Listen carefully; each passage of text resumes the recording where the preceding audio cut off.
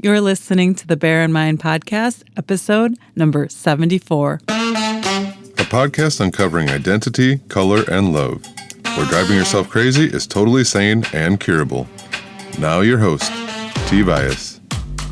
Two solutions always seem to come up whenever people talk about the fastest way from getting from point A to point B. So basically, you want to achieve a result in your life. And what's the fastest way? And we really don't talk about it like that, but we think in our minds that this is the way to get the result that we want in our heads. And so I kind of like to organize everything. And so people talk about it really, in my experience, in two ways. One is if I had more time or if I was more productive. So it's basically if I save all this time or if I do more in a certain amount of time, I will be successful. I'll achieve all the results that I want. And so a lot of us really believe that time is the answer. It's the way to get what you want. And while I do believe that time is a great starting point, and I talk about it in episodes 69 through 73 and while I agree that managing your time effectively will help you with success, it's kind of what's running in the background, how you manage your time, how you plan it, and et cetera. And there's a little bit more to that in the foreground. So a lot of people think time is the obstacle to getting what you want. The second thing is a lot of people believe that self-confidence, if they had more self-confidence, they would get the results that they wanted. Oh, I would put myself out there. I hear that. And these are things that I have said over and over again. And when I hear other people say these things, I'm able to organize it because I can't really organize it when it's going on in my head.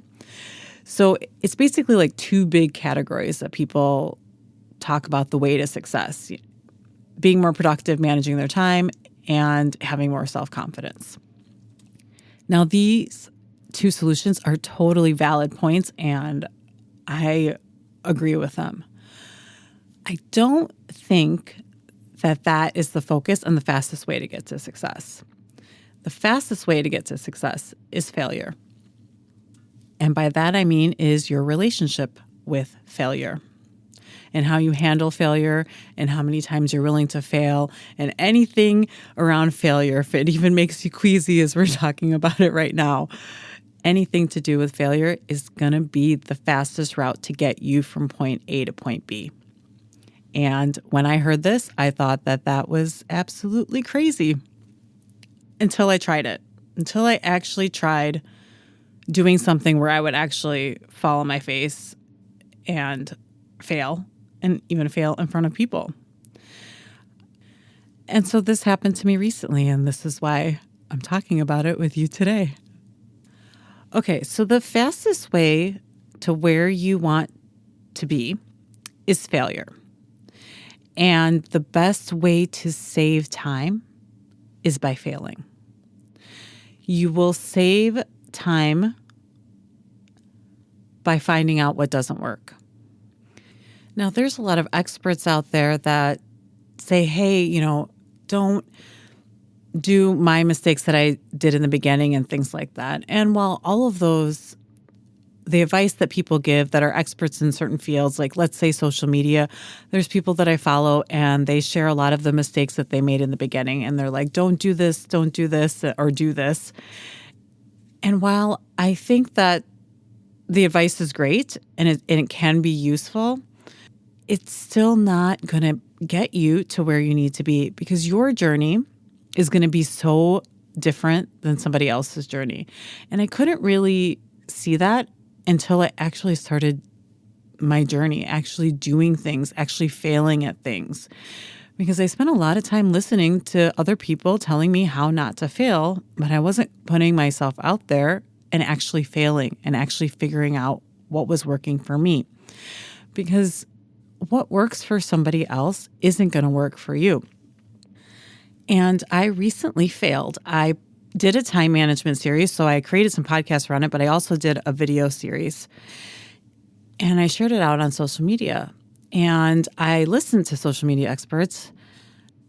And I went out and I did it. And I still made mistakes. I made my own mistakes, in fact. And I learned from that. When I look at that whole process, I spent a month on the time management and sharing it on social media and seeing what worked. And I looked at some of the analytics and I was like, oh, maybe this would work better next time. My brain already kind of started figuring out, okay, maybe next time I need to do this, maybe next time I need to do that. And nobody created a video for my journey, by the way. There wasn't some, if you create a series with 5 videos and you put it out on social media and you write this copy, you're going to fail. Or if you write this copy, it's going to succeed.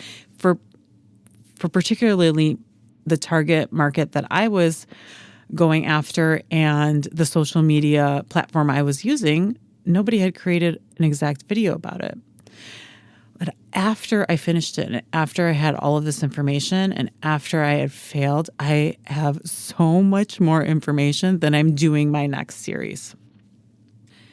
And I think in my whole entire life, I've never done something like that, where I put myself out there and I failed. Now, I failed before, but what I do is I fail the first time and then I stop. And instead, I was like, okay, I can see where I can improve for my next series that I'm going to do. And so that brings me to the second thing that people think is the fastest route to success is self-confidence. Self-confidence isn't about your relationship with success. It's about your relationship with failure. Each time you do something, each time you fail, you get more self-confident. Every time something doesn't work, every copy I did on my time management series that didn't work, I failed. I was like, okay, I can do this next time. I'll change this and I'll do it. And then I started to build my self-confidence. Self-confidence comes from failure. When I was talking about my career and I made a career change, and I made a lot of career changes, but my last career change, and then I went, people would ask you, what do you do? And I would tell them I'm a life coach. And they'd be like, what's that? And people didn't really get it and they didn't know what it was. Or if they knew a little bit something about that, they're like, oh, can you really do that? And so I got a lot of questions like this. What is it exactly? What is it that you do?